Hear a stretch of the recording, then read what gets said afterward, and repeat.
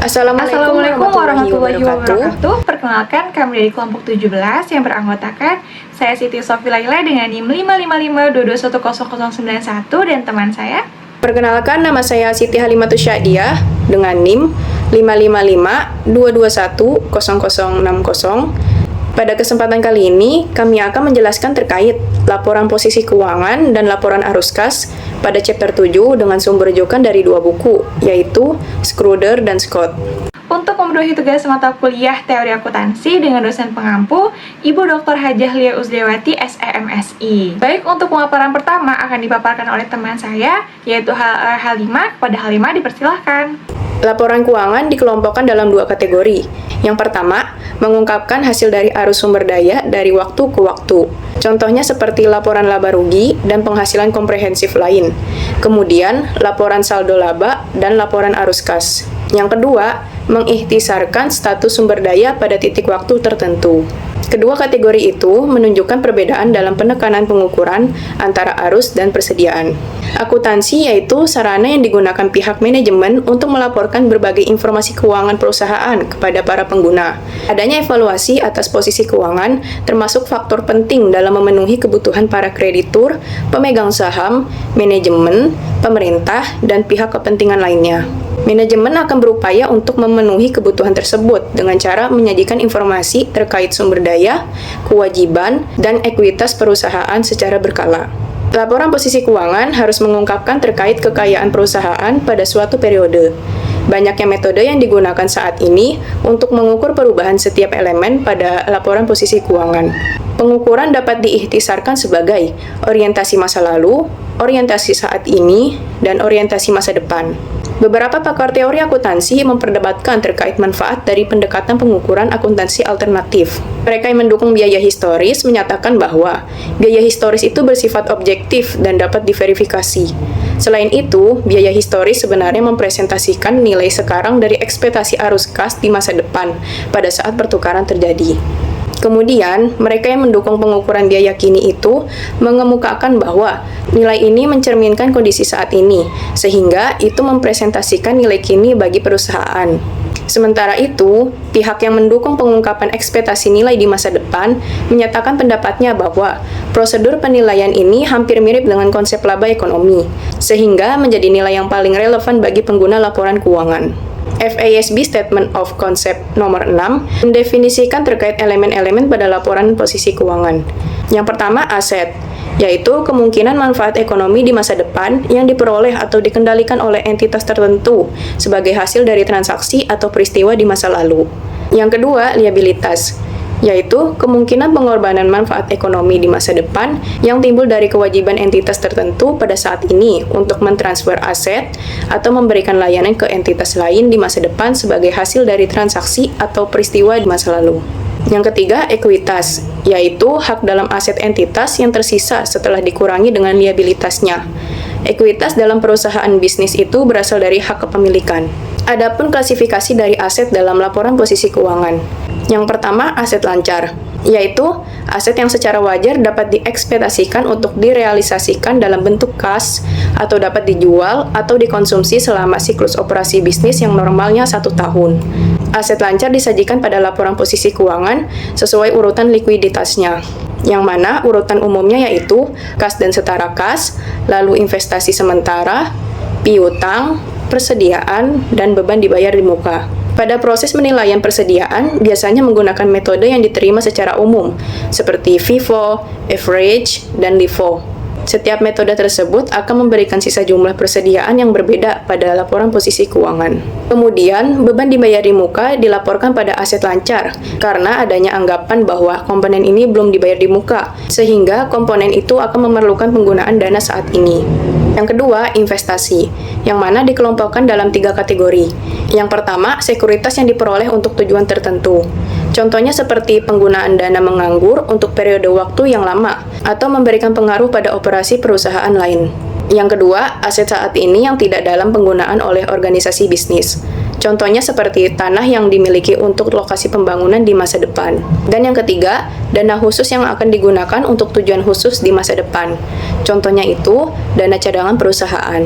Apabila perusahaan memiliki kepentingan pengendali dengan kepemilikan lebih dari 50% di perusahaan investi, maka perusahaan tersebut akan disebut sebagai perusahaan induk, dan perusahaan investi akan dianggap sebagai perusahaan anak. GAAP menyarankan untuk melakukan konsolidasi atas laporan keuangan kedua perusahaan tersebut menjadi satu rangkaian laporan keuangan. Akibatnya, pada bagian investasi di laporan posisi keuangan tidak melaporkan investasi perusahaan induk di perusahaan anak. Yang ketiga itu properti, pabrik, dan peralatan. Prosedur penilaian untuk properti, pabrik, dan peralatan yaitu nilai tercatat yang diungkapkan sebagai selisih di antara biaya perolehan dan akumulasi penyusutannya. Yang keempat, aset tidak berwujud. Penilaian aset tidak berwujud umumnya diungkapkan pada jumlah neto dari biaya perolehan yang dikurangi akumulasi amortisasinya. Prosedur penilaian tersebut merupakan hasil penekanan yang dilakukan pada pelaporan laba. Dan yang kelima, aset lainnya. Penilaian aset ini umumnya terkait dengan nilai tercatatnya di laporan posisi keuangan saat aset tersebut awalnya dilaporkan ke dalam kategori aset lainnya. Biasanya, jumlah terkait komponen ini tidak material dan kecil kemungkinan bahwa setiap prosedur penilaian alternatif akan menghasilkan nilai tercatat yang sangat berbeda. Contohnya, aset tetap yang dimiliki untuk dijual kembali dan piutang jangka panjang. Selanjutnya, adapun klasifikasi dari liabilitas dalam laporan posisi keuangan. Yang pertama, liabilitas jangka pendek, yaitu kewajiban yang likuidasinya sangat diharapkan dengan membutuhkan penggunaan sumber daya yang ada secara tepat, yang diklasifikasikan sebagai aset lancar. Contohnya seperti utang jangka pendek, bagian lancar dari utang jangka panjang yang jatuh tempo, utang PPH, simpanan yang dapat dikembalikan, dan liabilitas yang masih harus dibayar. Yang kedua, liabilitas jangka panjang dan liabilitas lainnya. Liabilitas jangka panjang yaitu kewajiban yang tidak membutuhkan penggunaan aset lancar dalam tahun berjalan siklus operasi. Contohnya seperti obligasi, wesel, dan hipotek. Liabilitas jangka panjang lainnya dapat termasuk pembayaran di muka atas kontrak jangka panjang, PPH tangguhan, dan liabilitas kontingensi. Liabilitas kontingensi yang dilaporkan dalam laporan posisi keuangan itu diukur sebagai estimasi terbaik atas kerugian di masa depan yang diyakini entitas akan terjadi berdasarkan konversi terkait konservatisme. Pengukuran liabilitas jangka pendek itu mengabaikan nilai waktu dari uang, sedangkan pengukuran liabilitas jangka panjang itu setara dengan nilai sekarang dari pembayaran di masa depan yang didiskontokan pada tingkat pengembalian yang ada pada tanggal emisi. Saat terdapat diskonto atau premi pada kewajiban ini, maka liabilitas tersebut akan dilaporkan di laporan posisi keuangan dengan biaya perolehan yang diamortisasi. Terakhir yaitu terkait klasifikasi ekuitas. Yang pertama, saham biasa, yang mana diukur dengan biaya historis dari jumlah yang diterima dari para investor pada saat saham diterbitkan. Sebagian besar korporasi itu menetapkan nilai pari pada setiap bagian saham biasa yang dijual. Jumlah yang sama dengan nilai pari akan dilaporkan di bagian saham biasa dari laporan posisi keuangan. Setiap perbedaan antara harga jual dan nilai pari akan dilaporkan dengan keterangan tambahan modal di setor. Yang kedua, saham preferen. Saham ini termasuk golongan kelompok saham lainnya. Saham ini biasanya memiliki preferensi terkait dividen dan jumlah dividen yang dinyatakan harus dibayarkan kepada para pemegang saham preferen sebelum dividen tersebut dapat dibayarkan ke para pemegang saham biasa. Dasar pengukuran saham preferen yaitu jumlah yang dibagi antara nilai pari saham dan tambahan modal disetor. Yang ketiga, saham treasury. Korporasi dapat mengurangi ekuitas pemegang sahamnya dengan mengakuisisi sahamnya di pasar terbuka. Saham treasury yaitu saham yang dibeli kembali dan biasanya dilaporkan dengan biaya historis yang dibayarkan untuk memperolehnya kembali. Yang keempat, saldo laba dan penghasilan komprehensif lainnya. Nilai yang dilaporkan dalam ekuitas pemegang saham sebagai saldo laba dan akumulasi penghasilan komprehensif lainnya terkait dengan metode pengukuran yang digunakan untuk mencatat aset dan liabilitas tertentu. Pengukuran saldo laba dan akumulasi penghasilan komprehensif lainnya bergantung pada pengukuran pendapatan dan kadaluarsanya biaya selama umur perusahaan. Beralih ke pembahasan selanjutnya terkait pengukuran nilai wajar.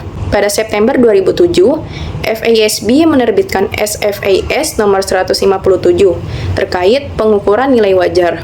Adapun aspek-aspek penting dari SFAS nomor 157 yang mana akan kami bahas selanjutnya. Yang pertama, definisi nilai wajar atau fair value. Menurut SFAS nomor 157, nilai wajar yaitu harga yang akan diterima saat menjual aset atau membayar transfer liabilitas dalam suatu transaksi yang tersusun di antara para pelaku pasar pada tanggal pengukuran. Definisi tersebut didasarkan atas harga keluaran. Kemudian, nilai wajar terkait aset yaitu harga yang dikenakan apabila aset tersebut akan dijual. Harga masuk untuk aset yaitu harga yang dikenakan apabila aset tersebut akan dibeli. Sekian penjelasan dari saya, selanjutnya saya serahkan kepada Siti Sofi Laila. Terima kasih. Baik, poin selanjutnya mengenai hierarki nilai wajar. Jadi ada beberapa tingkatan. Tingkatan yang pertama yaitu ada masukan level 1 atau level 1 input, yaitu harga kuotasi di pasar aktif atas aset atau liabilitas yang serupa yang dapat diakses entitas pada tanggal pengukuran. Yang kedua ada masukan level 2 atau level 2 input, yaitu masukan selain harga pasar kuotasi yang termasuk di dalam level 1 yang dapat diamati untuk aset atau liabilitas baik secara langsung maupun tidak langsung. Yang ketiga ada masukan level 3 atau level 3 input, yaitu masukan yang tidak dapat diamati untuk aset atau liabilitas. Nah, masukan yang tidak dapat diamati ini digunakan untuk mengukur nilai wajar sejauh masukan yang relevan dan dapat diamati tidak tersedia, sehingga memungkinkan adanya situasi yang mana sedikit terjadi jika ada aktivitas pasar untuk aset atau liabilitas pada tanggal pengukuran. Selanjutnya pengungkapan. Persyaratan pengungkapan dirancang untuk menunjukkan reliabilitas relatif dari pengukuran nilai wajar. SFAS nomor 157 itu mensyaratkan adanya pengungkapan yang terpisah atas komponen-komponen yang diukur pada nilai wajar secara berulang. Yang pertama yaitu untuk komponen-komponen yang diukur secara tidak berulang pada nilai wajar dan dibuatkan tabel secara terpisah yang diperlukan untuk aset dan liabilitas. Yang kedua ada untuk komponen-komponen yang diukur secara berulang pada nilai wajar, itu juga diperlukan tabel yang serupa dengan tabel yang digunakan untuk komponen-komponen yang tidak berulang. Baik, selanjutnya ada modifikasi terkait asumsi harga transaksi. Jadi, berdasarkan gap sebelumnya, ketika suatu komponen pada awalnya diakui harga transaksi atau harga masuk atau harga yang dibayarkan untuk suatu aset, itu dianggap menjadi nilai wajarnya tanpa bukti persuasif yang bertolak belakang. Oleh karena harga keluar itu tidak harus sama dengan harga transaksi, maka SFAS nomor 157 menghilangkan anggapan tersebut. Sebagai gantinya, entitas harus mempertimbangkan apakah faktor-faktor tertentu, jika ada, itu dapat mengindikasikan adanya harga transaksi yang tidak merepresentasikan nilai wajar. Nah, ketika hal ini terjadi, penentuan nilai wajar itu harus dilakukan secara terpisah. SFAS nomor 157 itu mengutip 4 contoh yang mungkin menunjukkan bahwa harga transaksi tidak merepresentasikan nilai wajar. Yang pertama, yaitu mengenai transaksi di antara pihak-pihak yang berelasi. Yang kedua, transaksi yang terjadi di bawah tekanan atau penjual itu dipaksa untuk menerima harga dalam transaksi karena faktor urgensi. Yang ketiga, satuan hitung yang direpresentasikan oleh transaksi itu berbeda dari satuan hitung untuk aset atau liabilitas yang diukur pada nilai wajar. Dan yang keempat adalah pasar, di mana transaksi terjadi itu berbeda dari pasar utamanya, di mana entitas yaitu yang mana entitas pelaporan akan menjual atau sebaliknya melepaskan aset atau mentransfer liabilitas. Selanjutnya ada FASB Staff Position FAS nomor 157/4. Nah, FASB ini mengubah SFAS nomor 157 dengan menerbitkan FASB Staff Position atau ISP FASB 197/4, di mana FASB ini memberikan pedoman terkait bagaimana menentukan kapan volume dan tingkat adanya situasi bahwa suatu transaksi itu tidak tersusun secara berurutan. Yang pertama yaitu terdapat beberapa transaksi terkini. Yang kedua mengenai kuotasi harga atau price quotation itu tidak didasarkan pada informasi saat ini. Yang ketiga, kuotasi harga itu cukup bervariasi. Jadi baik dari waktu ke waktu maupun di antara para pembuat pasar, misalnya beberapa pasar berpialang. Yang keempat, indeks yang sebelumnya itu sangat berkorelasi dengan nilai wajar aset atau liabilitas, itu terbukti tidak berkorelasi dengan indikasi nilai wajar terkini untuk aset atau liabilitas tersebut. Yang kelima, terdapat peningkatan yang signifikan dalam likuiditas yang tersirat dari premi resiko, pengembalian, atau indikator kinerja seperti tingkat pelanggaran atau tingkat kerugian yang cukup serius. Yang keenam, terdapat bid-ask spread yang beragam atau peningkatan yang signifikan dalam bid-ask spread. Yang ketujuh, terdapat penurunan yang signifikan atau ketiadaan pasar untuk emisi baru, yaitu pasar primer, atas aset atau liabilitas yang serupa. Yang kedelapan, hanya sedikit informasi yang dirilis secara publik. Oke, yang terakhir ada Accounting Standard Updates 2011-04. Jadi pada bulan Mei 2011, FASB menerbitkan Accounting Standards Update 2011-04 untuk memberikan transparansi yang lebih besar terutama bagi pengukuran level 3. Nah, Accounting Standard Updates ini mewajibkan entitas untuk memberikan informasi kuantitatif terkait masukan-masukan penting yang tidak dapat diamati yang digunakan dalam pengukuran nilai wajar. Accounting Standard Updates ini mewajibkan entitas untuk memberikan deskripsi naratif terkait sensitivitas pengukuran nilai wajar level 3 terhadap perubahan. Accounting Standard Updates ini mengharuskan pengungkapan jumlah setiap transfer di antara level 1 dan level 2 dari hierarki nilai wajarnya. Oke, kita masuk ke subbab poin selanjutnya mengenai usulan format laporan keuangan. Jadi, usulan ini mengelompokkan aset dan liabilitas secara bersama-sama di bawah kategori aktivitas operasi, investasi, dan pendanaan, seraya terus memberikan bagian terpisah untuk ekuitas pemegang saham. Aset dan liabilitas yang disajikan dalam setiap bagian akan dianalisis lebih lanjut sebagai jangka pendek dan jangka panjang. Kecuali jika aset dan liabilitasnya dalam upaya meningkatkan atau menurunkan likuiditasnya, yang mana hal itu harus menyertakan informasi mengenai jatuh tempo atas aset dan liabilitas kontraktual jangka pendek di dalam catatan atas laporan keuangan. Selain itu, entitas juga dalam penyajian aset dan liabilitas dalam urutan likuiditas akan memberikan informasi yang lebih relevan. Baik, subbab selanjutnya mengenai mengevaluasi posisi keuangan perusahaan. Jadi kita bisa menggunakan rasio imbal hasil atas aset atau return on asset untuk mengukur persentase imbal hasil atas aset yang digunakan oleh perusahaan dan bisa kita hitung, yaitu menggunakan rumus ROA atau Return on Asset sama dengan laba neto dibagi rata-rata total aset. Nah, ROA ini dapat dikelompokkan ke dalam dua komponen. Yang pertama ada rasio margin laba atau Profit Margin Ratio atau PMR, dan rasio perputaran aset atau Asset Turnover Ratio atau ATR. Dimana untuk Profit Margin Ratio rumusnya adalah laba neto dibagi penjualan neto, dan untuk rumus ATR itu penjualan neto dibagi sama rata-rata total aset. Subbab selanjutnya mengenai laporan arus kas. Yang pertama, mengenai evolusi laporan arus kas. Jadi sebelum tahun 1971, laporan laba rugi dan penghasilan komprehensif lainnya itu dan laporan posisi keuangan adalah dua laporan keuangan yang disyaratkan di dalam GAAP. Nah, sejumlah perusahaan merespon dengan mengeluarkan laporan sumber dan penggunaan dana. Jadi laporan ini melaporkan sumber-sumber daya yang tersedia dan penggunaan sumber-sumber daya tersebut yang dialokasikan selama periode pelaporan.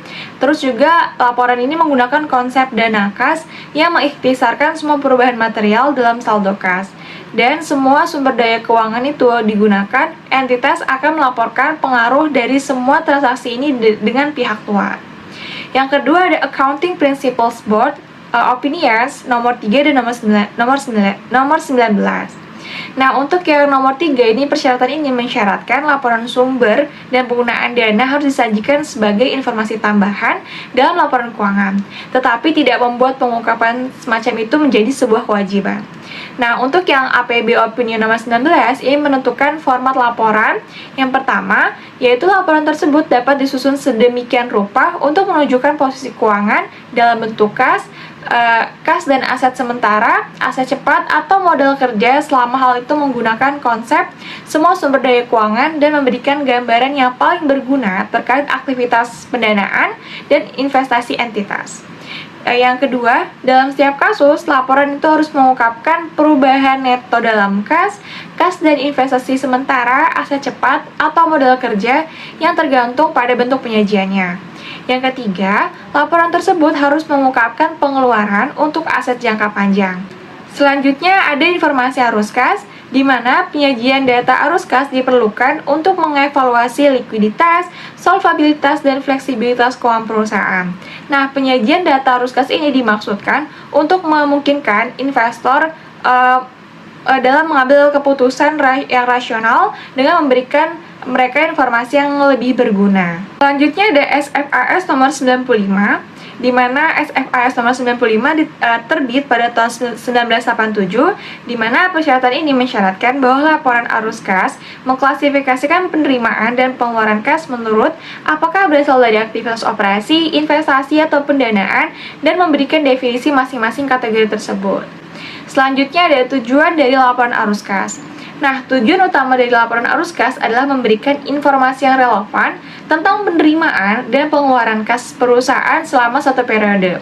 Hal ini merujuk pada SFAC nomor 1, 5, dan 8, di mana laporan arus kas ini ditujukan untuk yang pertama, membantu para investor, kreditur, dan pihak lainnya menilai arus kas masa depan.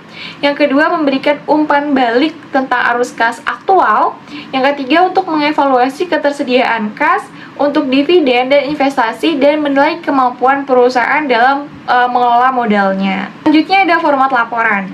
Laporan arus kas melaporkan sejumlah perubahan selama periode akuntansi dalam bentuk kas dan setara kas dalam arus kas dari aktivitas operasi, arus kas dari aktivitas investasi, dan arus kas dari aktivitas pendanaan. Di mana arus kas dari aktivitas operasi itu umumnya merupakan pengaruh kas dari transaksi-transaksi yang masuk ke dalam penentuan laba neto dan yang tidak termasuk dari aktivitas pendanaan dan investasi.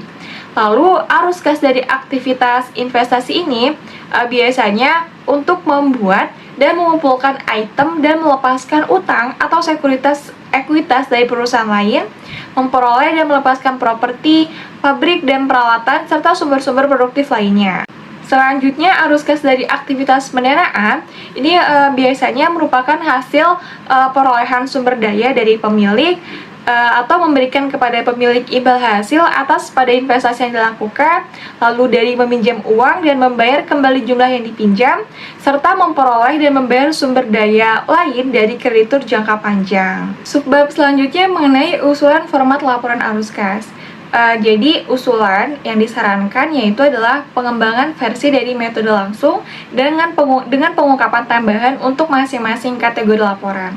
Jadi kenapa digunakan metode langsung? Karena metode langsung ini terkait penyajian arus kas operasi dapat memberikan informasi yang konsisten dengan tujuan likuiditas dan fleksibilitas keuangan. Subbab selanjutnya adalah analisis keuangan dari informasi arus kas. Salah satu metode untuk menganalisis laporan arus kas perusahaan adalah dengan menentukan jumlah pendanaan tahunan yang diperlukan demi mempertahankan aktivitas tahunan yang disebut sebagai arus kas bebas atau free cash flow. Nah, di sini ada rumusnya, yaitu arus kas dari operasi dikurangi pengeluaran modal selama periode berjalan. Selanjutnya mengenai International Accounting Standard. Jadi, International Accounting Standard Boards atau IASB itu telah melakukan yang pertama pembahasan mengenai laporan posisi keuangan dan berbagai dasar pengukuran yang digunakan dalam laporan keuangan dan telah menetapkan aset, liabilitas, dan ekuitas dalam kerangka untuk penyusunan dan penyajian laporan keuangan atau Framework for the Preparation and Presentation of Financial Statement. Yang kedua, IASB telah melakukan pembahasan mengenai informasi yang akan diungkapkan pada laporan posisi keuangan dan laporan arus kas di dalam IAS nomor 1 yang direvisi terkait penyajian laporan keuangan atau Presentation of Financial Statement. Yang ketiga, IASB telah melakukan pembahasan mengenai penyajian laporan arus kas dalam IAS nomor 7. Lalu juga IASB telah melakukan pembahasan mengenai penyajian pengukuran nilai wajar dalam IFRS nomor 13 mengenai kas atau Statement of Cash Flows, yaitu pengukuran nilai wajar atau Fair Value Measurements. Yang pertama ada kerangka untuk penyusunan dan penyajian laporan keuangan.